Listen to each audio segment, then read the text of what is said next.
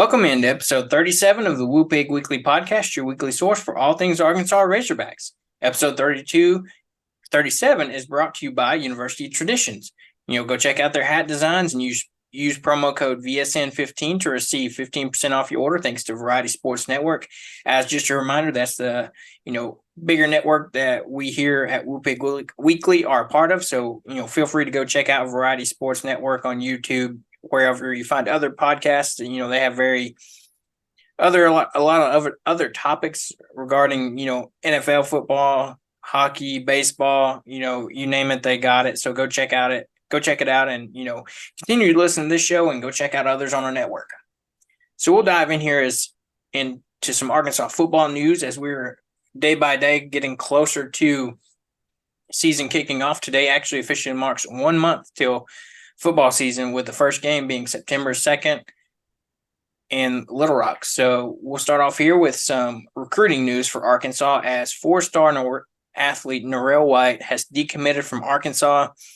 Don't know really what kind of sparked this. He's been a guy that has kind of seemed off and on of Arkansas. He committed back in March, kind of reconfirmed his commitment back in a few months ago, and then as of couple days ago decommitted from Arkansas, and don't really know why, but we can speculate. So what's your take on this decommitment here?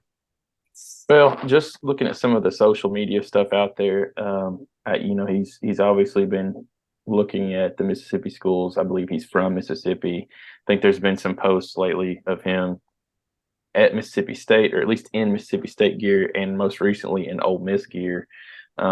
At Ole Miss, potentially. I'm really not 100% sure. It looks to me like he may just kind of be shopping around, seeing what his other options are. I know he had looks from Auburn, LSU, Ole Miss, Mississippi State, obviously us, kind of back before he committed. So I don't know if there's some news coming out where he could get some more NIL money going to a different school. I know lately we've seen Auburn flip a couple of recruits, one of them being a 5-star. I can't remember the name off the top of the head. I just saw the news about it. So there's definitely some decommitting and recommitting going on around the nation, not just here at Arkansas. So it's going to be interesting to see if he ends up recommitting with us, or if kind of both parties decide to go different directions. I wouldn't be surprised if Arkansas basically just says, okay, man, you don't really want to commit this late in the game, then go ahead and kick rocks and find somewhere else. But I definitely don't blame these kids for trying to see exhaust every single option they have and make the best decision for their collegiate career and potentially, pro career. That's very true. And I think one thing you got to remember with these kids, they're committed, not signed. So, this is just a verbal commitment that these guys are making to the university until we can get to early signing day, which is in February, I believe. So, it's not like pen to paper. He's saying, hey, release me from my letter of intent to play. He's just verbally decommitted and maybe checking out other options like you mentioned there. So we'll flip to some positive news, where Arkansas received a couple of commitments over the weekend and this past week, where they have gotten a commitment from an athlete safety out of Alabama, Jeremy Cook, and also received a commitment today from 4-star linebacker out of Georgia, Justin Logan. So I think that's two big gets for Arkansas, especially when you look at, going into Alabama and Georgia and taking those guys out of their states to Arkansas. I think that's a big win for Arkansas, especially on the defensive side of the ball. We're still trying to beef up that safety, in that linebacking room, especially after, the studs that we're having to replace this season. So, what do you take from these two commitments that Arkansas has gotten over the past couple of days? Well, I think you hit the nail on the head just around being able to go into other states and pull a 4-star out of, Justin Logan out of Georgia there. So that one's pretty big. Just being able to get that level of talent out of a different state. You can a lot of times go to different states and get, 3-star guys. Got a lot of guys that have maybe been overlooked, and that's not too difficult. But getting 4 and 5-star guys out of other states, even the 4-stars especially too, is pretty impressive. So it's just another testament to the job that the coaches and the recruiters have been doing. I mean, it's like we said in a couple of previous episodes, the amount of 4-stars it seems like we're able to get now. I think we're pushing 9 or 10 in this committed state for next year's class of 4-stars. I don't remember hearing that high of a number of 4-stars coming to the U of A in a single recruiting season. So, we normally, 2, 3, 4, maybe 5 at most or something like that. And unless you go back kind of maybe to the Petrino days. But it's really nice to see that starting to kind of come back around, that Arkansas is getting the recognition and that they're putting in the work from a recruiting standpoint to go and snag some of these guys. And I think one thing you got to look at is, we've gotten all these 4-star commits, yet it's still being overshadowed just because we're in the same conference as Alabama and Georgia that are consistently, week in, week out getting 5-star guys to commit. Whereas, if Arkansas was in a different conference, that might be a more talked about thing, that we're getting all these 4-star, commitments, to the program. So I think that's something you got to consider as well when you look at, we're in the SEC and who we're competing with. Yeah, and you definitely see that. I think we're somewhere in like the top 20, top 19, 18, something like that in the nation as far as recruiting classes going into next year, which is still only like 8th or 9th in the SEC though.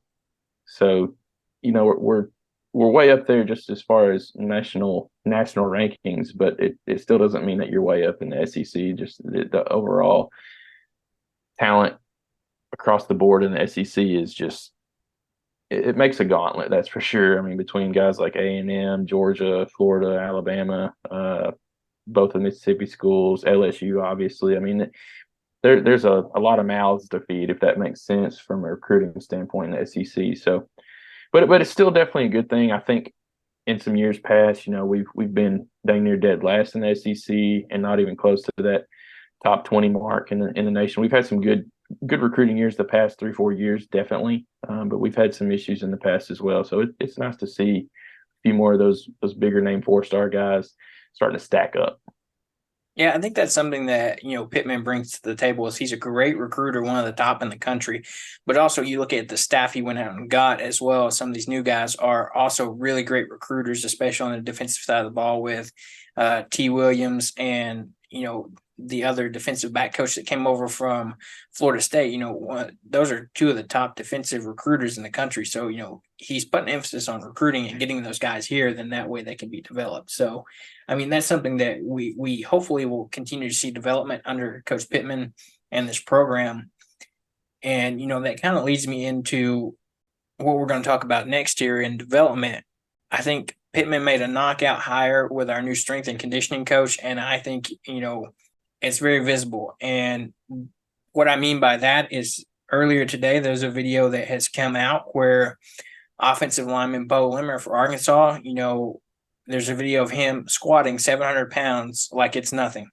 Guys hyping him up. You see that bar when he just squats, that bar just kind of flexing there. So, I think that's big time for the development and how I think, honestly, we've just been able to do a 360 with our strength and conditioning program.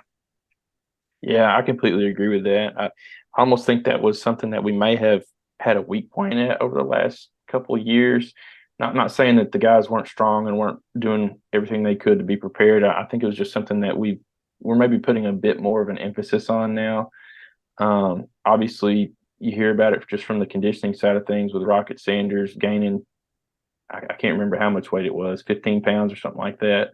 And then Landon Jackson putting on almost 40 pounds of muscle, maybe a little bit of fat in there. I don't know. Got them guys eating whole packs of Oreos or something, but it's impressive to hear those results and then see these videos of these guys putting up incredible amounts of weight. I mean, it's you have to be at the tip top of the conditioning world to compete in the SEC, and you see other videos of guys from Alabama doing the same thing. So it's good to see us kind of being in that echelon of development. So I think we're at a great spot just as far as being able to compete from a depth, strength, just packing on weight. I know most of the reports I heard from our 3 players we took to SEC Media Days, we had basically the biggest 3 guys there. If you kind of stack them all up together just as an average of the 3. Obviously, we took KJ, who is enormous. Rocket Sanders has gained weight, and then obviously Landon Jackson gained weight too. So it might have been intentional that we took those guys to try to have a little bit of a presence from a size standpoint. But there was reports going around that we easily had the biggest 3 guys there overall. So that's definitely something good to hear because you really have to have size and speed both to compete in the SEC. Yeah. And I think I saw something where, as, fall camp's kicking off on Friday, in a media day with Pittman, he was mentioning how they asked a question around strength and conditioning and how important it was with Ben Souders coming in and coming over from Louisville. And before that, he spent time at Georgia with Pittman. So there's some familiarity there. But also, when you look at it, I think he's mentioned these guys have really cut down on body fat percentage as well. And that goes along with that strength and conditioning, but also the nutritionists that we have on campus that are able to, provide these guys with nutrition meals that's going to help their bodies function and be able to, respond well to these workouts and help them gain muscle and whatnot. So I think that piece of the program has really, you can just see it in one off season has really took an upward, stance there. So we hope to see continuous improvement out of that. But then also you got to look at future players coming in. And kind of on the same lines as that video with Bo Limmer, there was a video that came out today of future running back. Yes, I said running back, Braylon Russell from Benton, Arkansas, that just committed a couple weeks ago, was squatting 600 pounds as well as a senior in high school. I don't know about you, but that's kind of crazy. And I think, that bodes well for what he might be able to do in the SEC just from kind of what type of body type he has.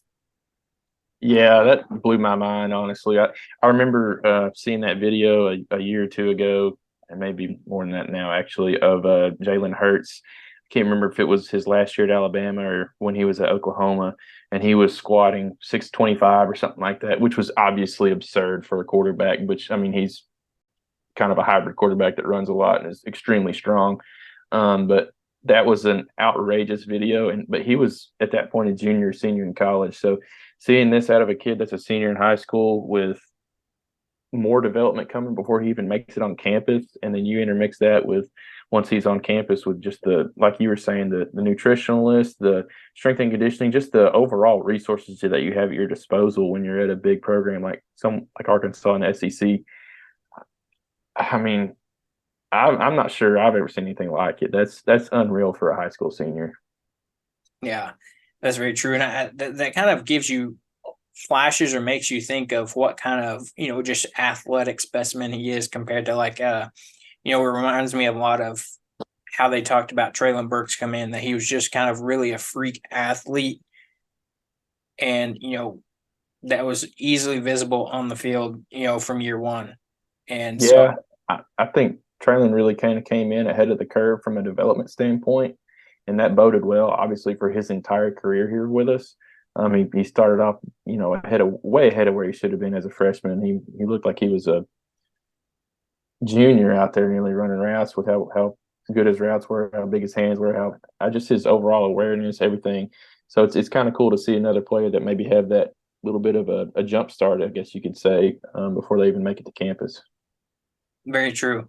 And, we talked about, he's a future running back for Arkansas. That kind of leads into, the position group we're going to talk about this week as we started breaking down position groups last week with our quarterbacks. This week, we're going to go into our running back room where, it's clear cut, but also there's a lot of debate on where playing time can go behind, you've got your starter in Rocket that, he's your clear cut number one guy, but then there's a lot of mouths to feed in this offense that not necessarily, they're all very talented. And, I honestly don't know how it's going to break up, but we'll jump in here with, your starter, like I mentioned, is Rocket Sanders. He's a junior. He's 6'2", 242. So an increase, like we mentioned, about 10 to 15 pounds from last season, where last season he ended with 222 carries for 1,443 yards and 10 touchdowns, had 28 receptions for 271 yards and 2 touchdowns. I think that tells you what you need to know. He's your starter, your go-to guy, nearly 1,500 yards last season. There's not much else to say besides that. Yeah, I know, we talk about him day in and day out, man. He's so good. He's so explosive. I'm excited to see that he's apparently put on a little bit more weight, and from reports I've heard, he's even faster than he was last year, just kind of from the eye test, I guess. So they're primed to have a great year. Obviously, I think it's going to really depend on how well our offensive line can can hold up. I think we're fairly deep there. I think there may be a little bit of room for improvement, but I definitely think we've got potential to have a good offensive line this year, especially with some of the strength and conditioning that we've kind of come seeing around with Bo Limmer. So, um, obviously Rocket's your starter, and I wouldn't be surprised if he has an even better year this year than he did last year. I don't know if his touchdown numbers will go up. It really just kind of depends on the way Enos tries to call plays once we get, in the red zone. But I wouldn't be surprised if he surpasses his 1,400-yard mark from last year and gets, 15, 1,600 this year. To your point, though, it is going to be a little bit dependent on how many other mouths we try to feed and how many touches we try to share. There's a host of guys in the running back room, three others in particular that I think could really have could vie for playing time, if that makes sense. We'll cover them in a second. But Rocket's going to be great this year, man. As long as he stays healthy, I see him having a really good year. That's very true. And I think if you remember, with Dan Enos when he's here before, if I'm remembering right, that was the year we had, we fed multiple mouths where I believe Jonathan Williams, Alex Collins, those years he was here, look at those guys, what they were able to do as multiple top tier backs with Arkansas.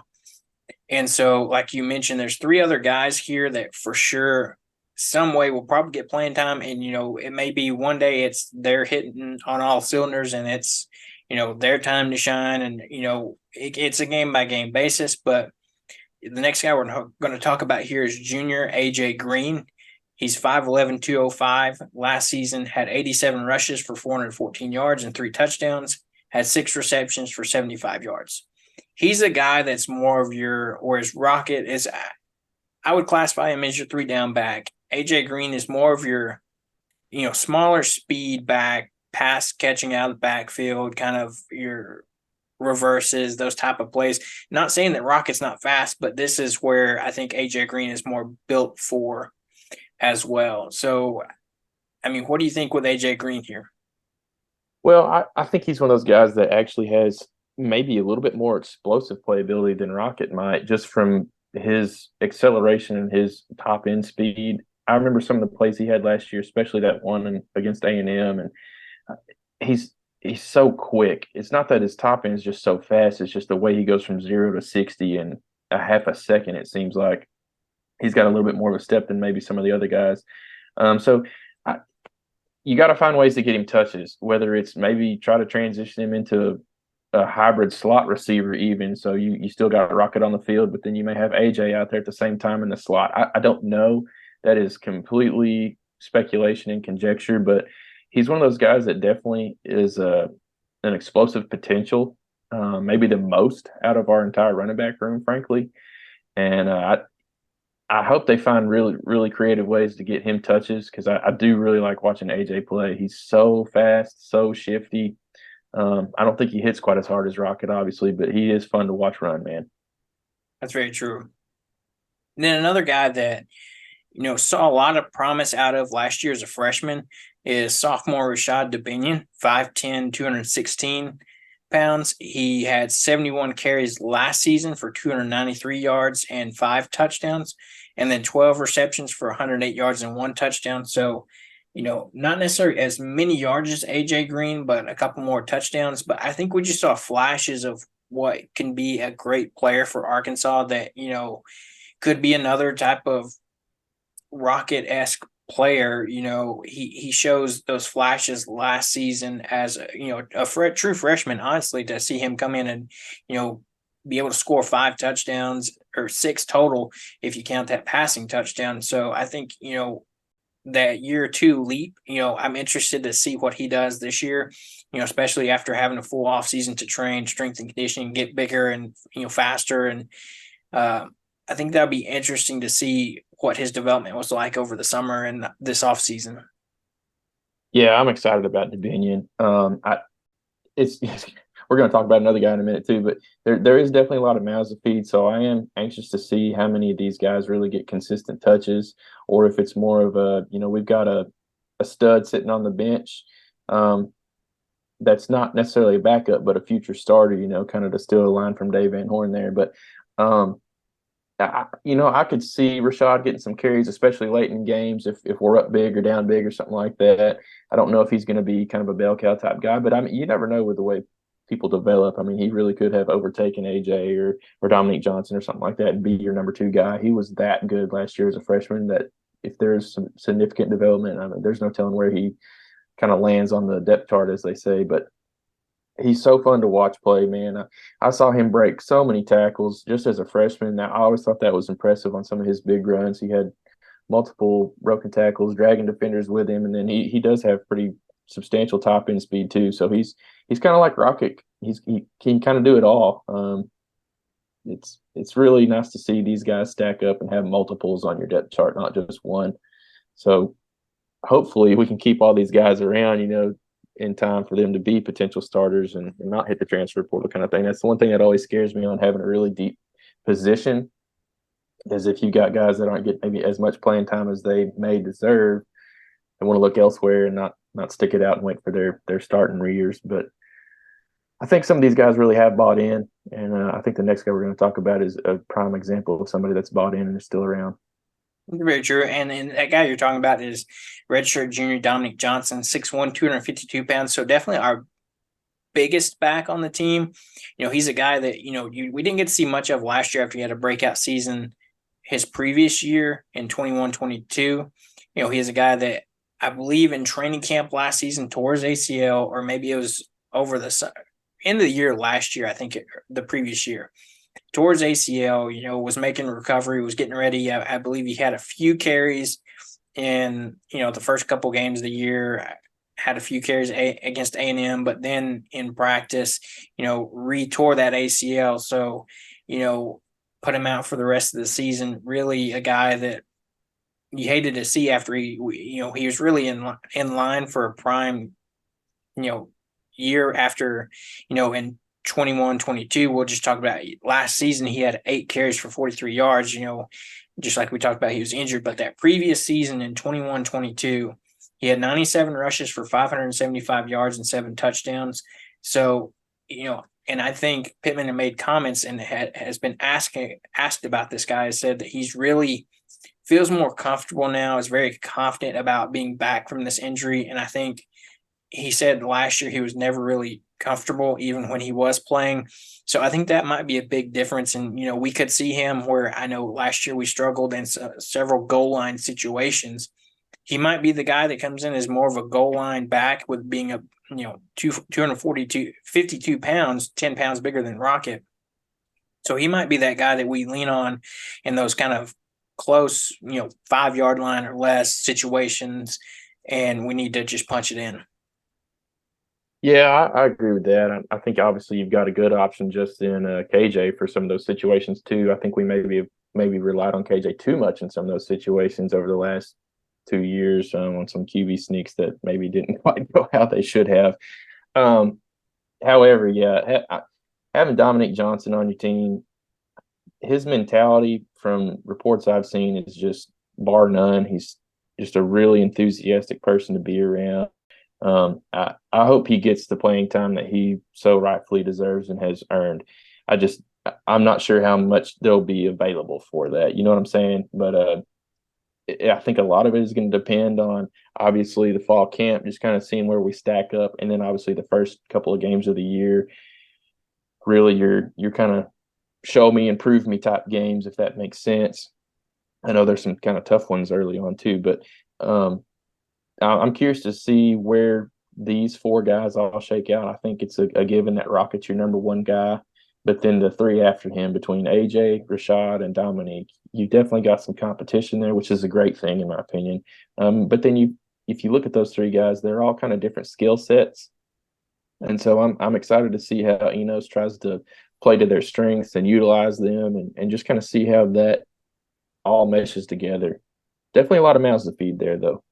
Yeah, very true. And the 2 other guys we'll talk about are, 2 of our freshman running backs that, most likely won't see playing time unless it's in an early game into the season where, maybe we are up big and they get a chance to grab some in-game carries late in the game. So first one we're going to talk about is freshman Isaiah Augustive. He was, I think, a highly ranked guy that, it was awesome to get out of Georgia. I think he had a relationship with our running backs coach.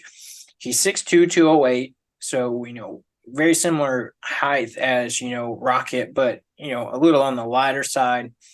But his senior year in high school, he had 110 carries for 1,061 yards, averaging 9.6 yards per carry and 11 touchdowns. So, great production in high school. Get him in here, start getting him conditioning, just like we talked about with Braylon Russell coming in next season. Just get him in the weight room, get his body built ready for SEC college play. And I think, that's another big talent that's on the bench that we could see, like Seth said earlier, and stealing that line from Dave Van Horn, not necessarily a second string player, but a future starter here. So, what do you think about this guy?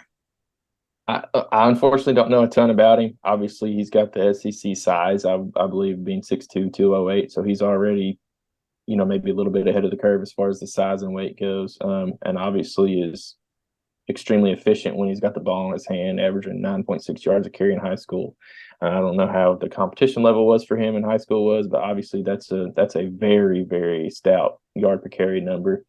So it's exciting to get guys like that, just like Braylon Russell too.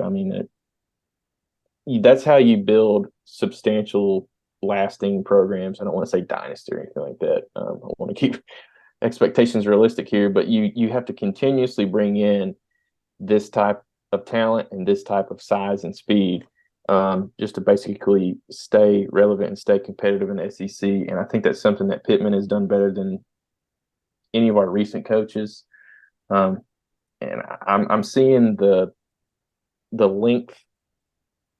I don't know if length is the right word, but the consistency from the recruiting that you have to have in the SEC year in and year out that we didn't really get under Brett Bielema. We obviously didn't get under Chad Morris. You could make arguments for Petrino. I don't know if he was here long enough to really say he was able to do that.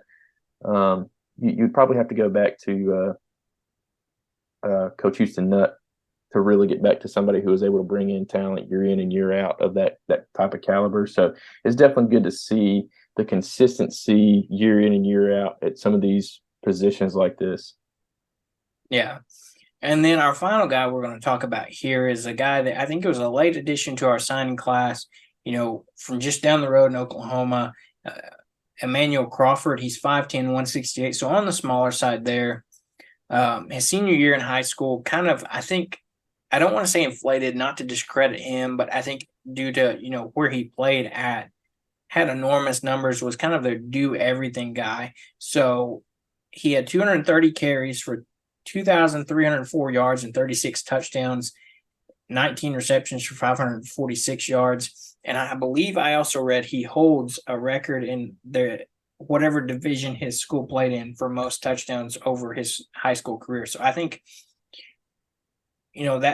that's just some big numbers there.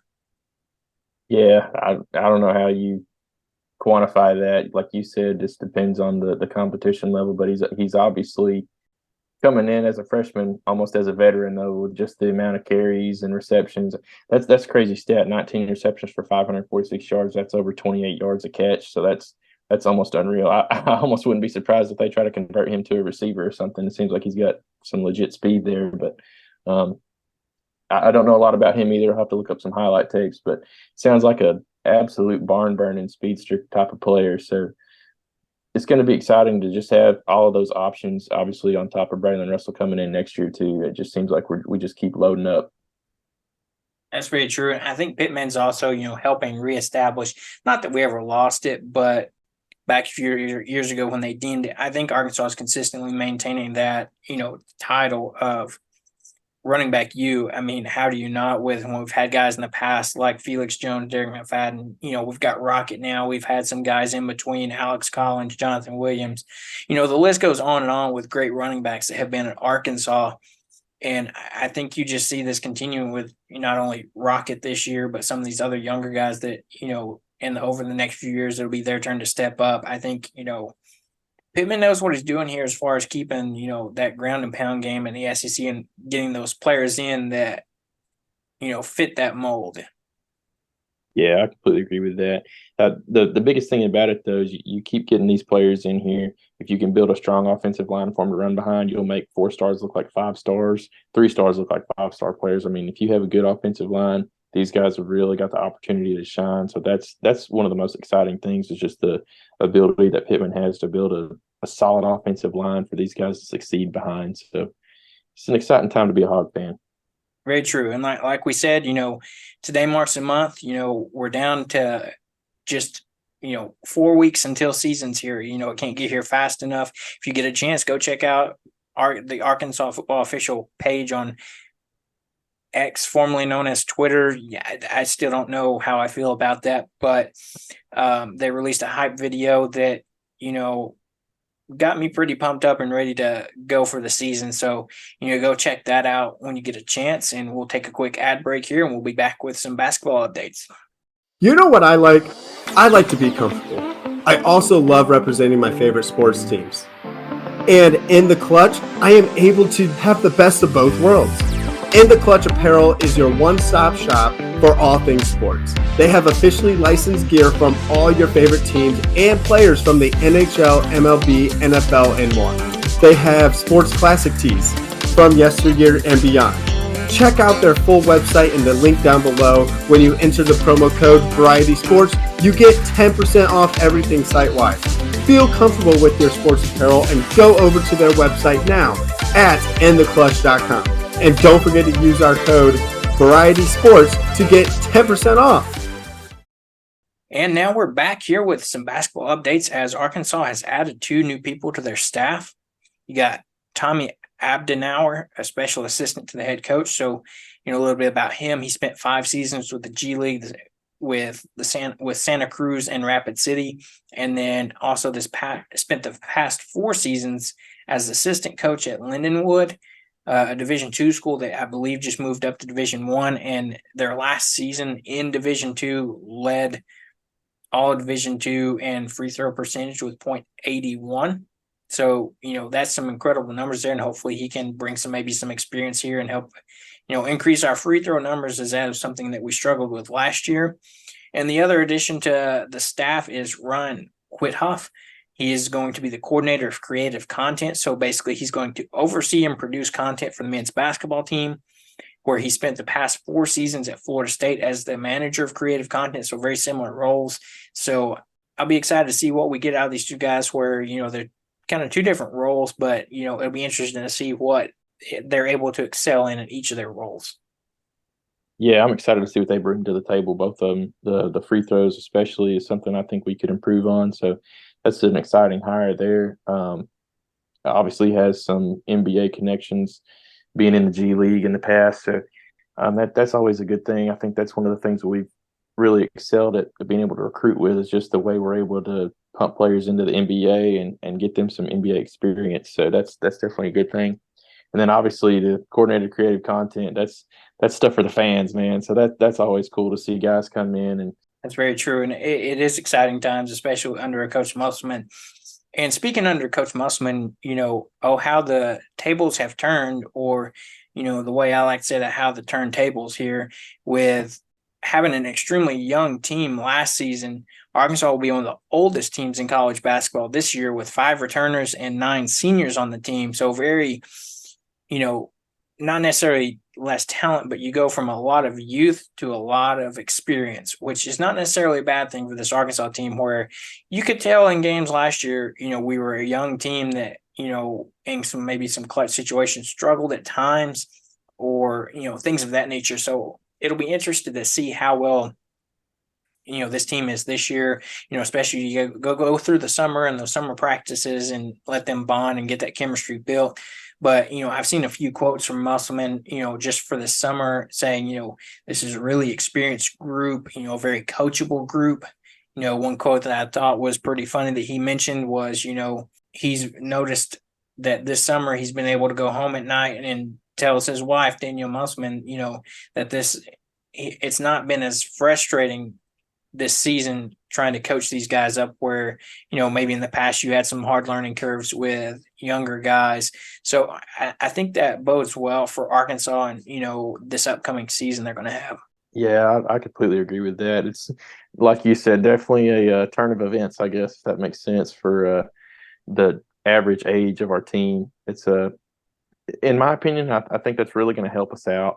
I think last year, one of the biggest areas we struggled in was not being able to maintain leads. We build big leads and find ways to give them up. And I think some of our youth was partially the culprit there. I'm not going to blame everything on the young guys at all. I think this it's obviously a team game, and we had other issues as well. But obviously, free throws was one of them. But having some more veteran minds there, just that extra bit of college basketball experience, I think bodes well for us. Just in those situations where we do have a lead, being able to hold that lead. That's one of the things that I'm going to be looking for some improvements in next season. So hopefully that kind of comes to fruition. But it's hard not to bet on a Coach Must team, man. They're always so fun. He's so good at reloading. There's going to be a lot of new faces there, but man, it's hard not to be really excited about our basketball program these last few years. It's very true, and I know we touched on it last week, but the news came out, I believe it was Friday, that the player that we talked about last week that could be a potential replacement has officially announced he is on transferred to Arkansas, will be on the rosters. Forward Denijay Harris, that came out last Friday that he's officially transferred here, even though I think, like the rumors and reports were out that he'd been here for 3 weeks already. I'm sure they were trying to get some things figured out, scholarship, especially with the mini field news. I'm sure, that had part to do with it. They were trying to get things sorted out in that aspect. But, like we said, another guy that brings experience, and age there where, like we said, full of youth last season. Now we've got experienced returnees. They've really been around the college game for a little bit and understand what it takes to win.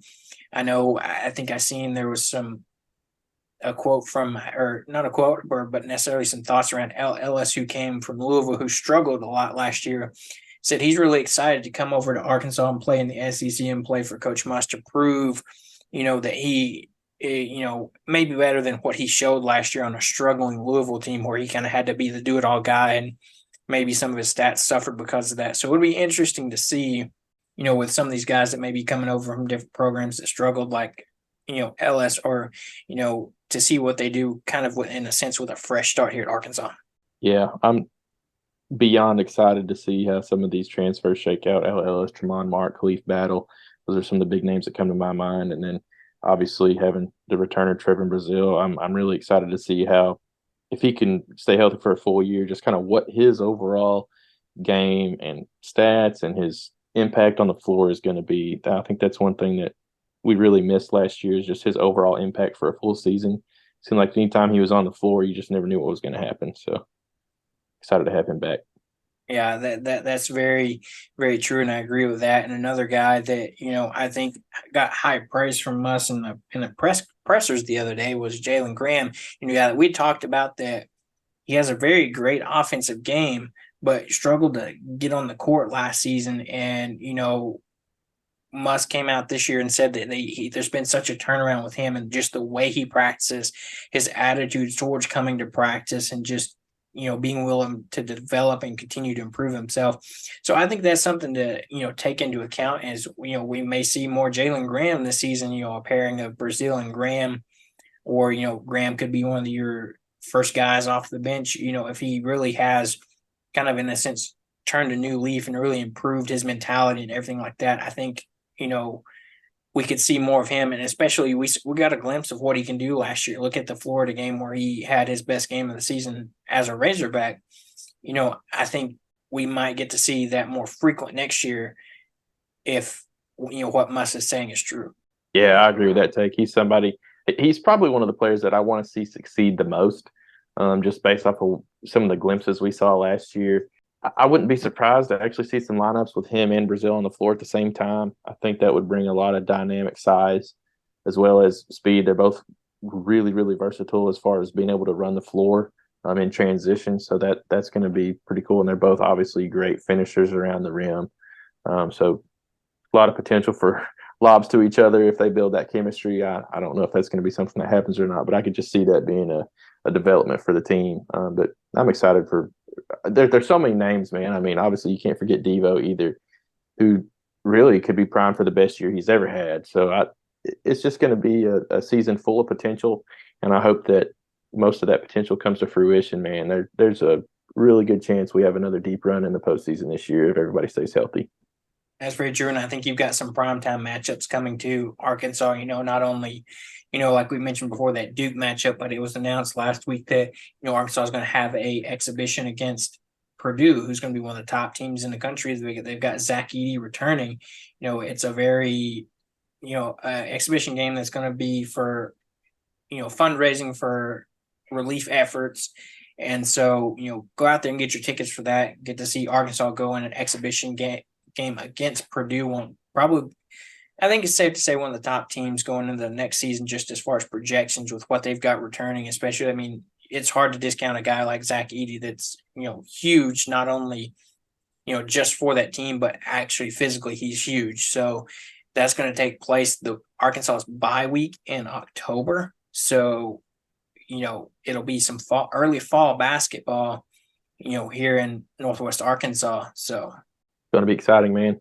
It's kind of cool to see the university putting on a charity game like that. Obviously, I think they couldn't have picked a better opponent for the hype, the level of competition that'll be there. I'm curious to see, how long the starters, if you want to call them starters or whatever, play in that game, or if it's more of one of those things where we try to get as many players out there as possible just to see kind of where everybody stacks up. But there's no way to not be excited about that, especially with it being on a football bye week. So you'll have another really exciting game to look forward to, even with no football that week. Yeah, that's so true. So now we'll jump over to some Arkansas soccer, where we mentioned last week we have two exhibition matches coming up. One on 8-7 versus Kansas State, and one on 8-12 versus SIUE, Southern Illinois University, Edwardsville. And Arkansas has began preseason practice here as they're getting ready for these exhibition games. And they've started breaking in that new grass, as we talked about, over the offseason, they got an upgrade with their grass. They upgraded seats last season. So they're pouring a lot into this Arkansas soccer program, and rightfully so, with the success they've had over the past few years under Coach Kobe Hale. So, I think this is something that, I'm excited to watch some Arkansas soccer again this season, and see how well they do. And, if the past few seasons have been any indicators, I think we're in for another fun season of Arkansas soccer. Yeah, I think that's really true. Tell you what, though, man, I'd hate to be playing soccer in this August heat. It's so much running, and man, you hope those guys make sure they stay hydrated and take plenty of potassium before the games and everything, keep those cramps away. So it's definitely a hot time to be playing ball. Same thing goes for fall practice for football too. It's kind of a dangerous time of year with how much heat we've had lately to be practicing excessive amounts and things like that. So all in all, though, this Arkansas soccer program, I think, has come up exponentially fast. I think more so than anybody was really prepared for. And it's definitely been a testament to that, to see that some of the investments that have been made into that program. So to your point, I'm excited to see where things shake out this year. I'm going to try to follow soccer a lot closer than I ever have. It's a sport that I'm trying to get a little bit more into than I used to be, and definitely exciting times to be a Hog fan around it. So no more reason to get into it than now. That's so true, and that's a good point with this August heat and everything like that. And and I don't know about you, but my body's got too many check engine lights on right now to do any type of things like that. Very true, man. Very true. And so, as we're kind of wrapping up here, not a lot going on in anything else. Is Arkansas softball. We talked to Danielle Gibson last week. New coach on staff, a couple new coaches. So, it'll be excited to get those freshmen on campus and that number one recruiting class to, start prepping for another fun season of Arkansas softball. Same for baseball. Dave Van Horn is continuing to prep this program. We know now we've kind of got a list. We know who's going to be here from that recruiting class. We know who's returning. On some shocking news that I saw over the weekend was Zach Morris, that we mentioned was a transfer, or decided to transfer out of the Arkansas program. End up transferring to, believe it or not, TCU, which is very surprising that, after what occurred this past season, that, that would happen. But also, we don't know what's going on with him. wish him the best of luck. Maybe he has some good outings, but maybe TCU isn't as good as they were this past season. I hope they aren't. I hate to wish ill on people, but man, there were some rough games we had against them. Definitely have a bad taste in my mouth from that series. Yeah, that's true, and that was not a pleasant series. But I'm gonna stand behind Dave Van Horn. He's one of the GOATs in college baseball. I wouldn't want anybody else leading this Arkansas team, so I think he'll get primed and ready for another season in bomb as he gets prepped. Fall ball is around the corner late in the fall. You should get ready for that. Guys are still playing in their summer league is in the sense that they're developmental leagues that they're playing in, and I think we've seen some great development out of guys like that. But as we mentioned, 2 soccer games coming up in August as soccer season is getting kicked off. We're a month away from football season. We'll continue our countdown and break down our position groups. Tune back in next week to see where we go next. But as always, don't forget to like and subscribe to the podcast on Apple Podcasts and Spotify. And thank you for listening to today's episode of Woo Pig Weekly, and we'll be right back here next week.